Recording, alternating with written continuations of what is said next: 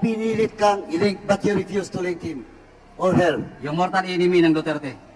Sino po? Ex-senator. Sino? Please, pakiano lang po. Si ex-senator Trillanes. Ex-Senator Trillanes.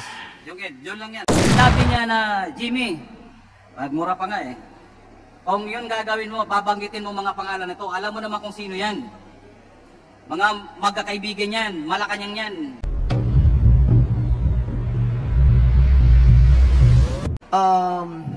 Siyempre natatakot din ang members ng committee na ito because you have recanted, no? That, kumbaga, binago mo yung statement mo eh.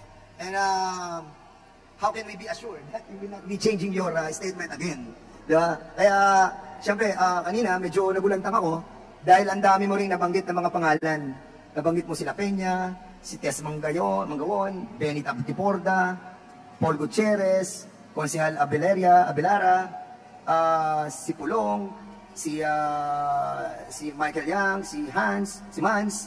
So I was trying to jot it down eh. And napuno na itong aking sinusulatan and I'm really confused, no? But of course, this is the statement that you have taken your oath. Yes, Your Honor. So, sino na pakilala sa ay ano? What's the name of the guy that... Small boy, a certain Henry. Also a businessman. In the bureau. Then, kaibigan din. Can you kindly tell us, ano ba siya? Half Filipino, Chinese, or what? I think he was a half Chinese-Filipino. Also engaged in para facilitation, financing sa customs. Siya na pakilala sa iyo kay Konsehal. Kay Small Boy. So hanggang ngayon, meron kayong communication itong si Henry? Your Honor, wala akong communication, nakakulong ako. And hopefully, nandito pa siya sa Pilipinas. Anong ipilido ng Henry? Your Honor, yun hang mararig, ano ko yun, pag once ma-refresh pa ako, makukuha ko po yun. Kanina na sinasabi mo rin yung, narinig ko yung pangalan ni Paul Gutierrez. Yes, Your Honor. Nung binabanggit mo na pumasok siya doon sa custody center ng Senado. Apo. So, sino kasama niya doon? Yung babaeng empleyada ng Blue Ribbon Committee. Nakita ko rin yung ID niya, Senate. Then nagpakilala siya as staff ng Blue Ribbon. Kaya nga binuksan ko yung pinto. Then pagpasok niya, pumasok rin si Paul Gutierrez. Nagpakilala siya. Then doon ako nilambas lahat ng mga salita niya. Tanda mo yung staff ng Senado? Your Honor, tanda ko sa mukha. Pero alam ko may CCTV po doon sa baba dahil parking lang yun eh. Covered yun ng CCTV. If ever, Your Honor, may makita pong CCTV, nandun lang po yun. Kasi sa tabi lang ng parking ang kwarto ng mga kinokontempt. So, nung tinuro mo, kasi sinasabi mo ngayon na wala kinalaman si Asierto. So ngayon, nung kinausap ka ni Paul Gutierrez, iba ang sinabi mo. Wala akong binanggit sa kanila, Your Honor, hindi na pa ako kumibo. Basta't yung pananakot niya, parang tinanggap ko lang lahat. Hindi nag-iisip ako. Paano magkakasabi sa'yo ni Mr. Gutierrez? Sinabi niya na, Jimmy, magmura pa nga eh. Kung yun gagawin mo, babanggitin mo mga pangalan nito, alam mo naman kung sino yan. Mga magkakaibigan yan, Malacanang yan. Press, doon ko nalaman na si Michael Yang ay officer pala ng National Press Club. Ibig sabihin, matagal na sila magkakilala, magkaibigan, pati si Pulong at si Mans. Doon niya ako tinitrete ng todo na never to mention those names.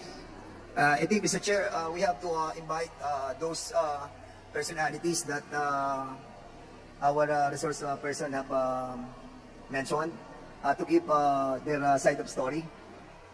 Because ito ay istorya ni Mr. Jimmy Guban, and we have to hear as well the side of the others who have been mentioned in this committee hearing. Siguro later on, I'll be propounding my question again. But for the meantime, medyo madugo lang yung kanyang mga nasabi. Kaya I'm giving some time for the other members to propound their question as well. Thank you, Chairman Dan Fernandez. Pwede bang mag-clarify ng sa iyong sinabi kanina? Are we going to invite personalities na na-mention ni Jimmy Guban to the next committee hearing of the Quadcom? And if so, pwede bang malaman kung sino-sino ito?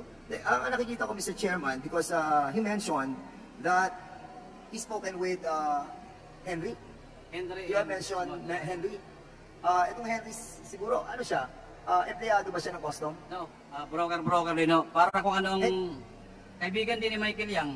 Pero he is a registered broker sa Hindi po. custom. Ano lang yan, parang financer. Ano po sa customs may financer. May nagko-consolidate ng mga kargamento galing sa China, abroad. So, Mr. Pagdating Chairman, dyan, binibigyan ng brokerage company. Mr. Chairman, I think yung samahan ng mga brokerage siguro knows this guy. Siguro kilala siya sa brokerage industry. Most probably, Your Honor. So maybe we'll try to find this person. And he mentioned as well dito, kung titignan mo yung kanyang binanggit kanina na sinusulat ko, ay nakausap niya si Paul Gutierrez. Nakausap din niya nakausap mo ba yung konsehal? Yes, Your Honor. So may direct knowledge siya, Mr. Chairman. So let's invite those people who have direct knowledge and information about doon sa, I mean, those personalities that he have spoken with. So katulad ni Consejal Abellera ba yun? Abellera. And Paul Gutierrez, yung Tess Mangawon? Mangawang. Have you talked to her? Ay, di po kami nag-uusap. Kahit po nang nag-hearing na Senado, wala ka mo kahit po sa lower house, di po kami nag-uusap. How about si La Peña? You mentioned La Peña. We never talk also, except sa mga hearing. So, I think, Mr. Chairman, yun lang po yung nadinig ko doon sa mga binanggit niya. Hindi ko pa nababasa masyado yung kanyang sinumpaan. But, of course, siguro sa susunod, we can invite others as well. Your Honor, di also yung humawak po doon sa tatlong tao na nawawala, yung PDEA, bakit nawala? Yung tatlong tao na si Bakiran, si Katipan, yung consignee na nawawala until now. Hawak yun ng PDEA. Consignee ng... Yung Bicaba Trading po, yung taga-Kalapan. So, the owners of Becaba Trading. Yes, Your Honor. Okay. Hawak ng PDEA. Okay, at the proper time, before the committee adjourns this committee hearing today, we will ask the chair of the public order to make a motion with respect to the resource persons that we wish to invite in the subsequent hearings of the Committee on Dangerous Drugs. I'm sorry, the Quadcom, rather. So, mamaya, as we go along dun sa affidavit ni Mr. Guban, I'm sure marami pong katanungan mula sa ating mga kasamahan dito to clarify yung mga sinabi mo rito, Jimmy, no? Pero bagong lahat na yan, Binanggit niya si Gerald Pinto. He reported this to Gerald Pinto. bago ang lahat na yan, gusto lamang natin linawin na ito pong kinasasangkutan ni Mr. Guban ay tungkol dun sa importation ng magnetic lifter noong Yes, Your Honor. 2018. Yes, Your Honor. At yung 2018 na yun, yan yung nagkaroon ng investigasyon ang parehas, ang House of Representatives at ang Senado. Tama ba? Yes, Your Honor. Okay, so para malinaw lamang po. So, the next member who wish to interpolate is Congressman Chairman Paduano. You're recognized. Thank you, Chairman. Just two quick questions na po. Mr. Guban, during your opening statement, you mentioned about first family involved in importation of illegal drugs. Can you categorically state who's that, to be fair to everyone, who's that first family you're referring to? That is, Your Honor, yung anak, si Man saka si Pulong. Pero Michael yan. Dahil si Michael yan, madaldal yan. You mentioned kasi first family. Again, I will ask you, who is that first family?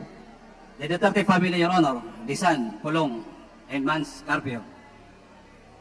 Thank you, Mr. Chairman. Next, ito, second question ko lang. You mentioned about the politician that should be linked. You were asked to link that politician. Who is that politician?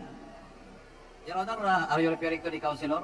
Abellera, politician? No, you mentioned about a certain politician na pinilit kang i-link but you refused to link him or her. Yung mortal enemy ng Duterte. Sino po? Ex-Senator. Sino? Please, pakiano lang po. Si Ex-Senator Trillanes. Ex-Senator Trillanes. Yung yun lang yan. Pagkatapos doon, binaba akong telepono. Paki-eksakto lang po. Who called you? I'm the one calling, Your Honor. Pagkatawag ko sa NBI, sabi niya, Jim, tawag mo, pakinggan mo yung sasabihin ko sa'yo. Nakakulong na po kasi ako eh. From NBI, nilipat ako sa Manila City Jail. So from Manila City Jail, nakakatawag naman doon. Tinawagan ko yung isang Deputy Director, who is all you familiar with me. Deputy Director for Investigation. Sinabihan niya ako, parang minustra niya pa nga eh. Jim, ganito eh. Pagdating ko doon sa opisina ng direktor, alam mo, nakataas yung paa. Inano yung papel mo kasi may sulat din ako kung paano po ako makatutulungan makalabas. So pagdating doon, parang nagkukusay-kusay ba? Ano ba? Yung paa din sinabi niya, dapat ganitong sabihin niya. Sabihin mo sa kanya na pirmahan niya tong report ng NBI. Kasama si ex-senator. Labas siya kagad kahit hindi pa siya nakakapirma. Kukunin niya siya dyan. Kuha mo na dyan sa kulungan. Ngayon pa lang, pakuha mo na. Against sino yung NBI? The person. From Director Garan, then to Director, Deputy Director John Vicente de Guzman. So it's Director John Vicente Disman that Yes, sir. talked to you directly. Yes, Your Honor. I called him, Your Honor. Ikaw ang tumawag. Opo, Your Honor. Anyway, Mr. Chairman, the last part of this investigation, today's investigation, we will move to invite all those persons that were mentioned by Mr. Jimmy Gampan. In the proper time, Mr. Chairman. Thank you.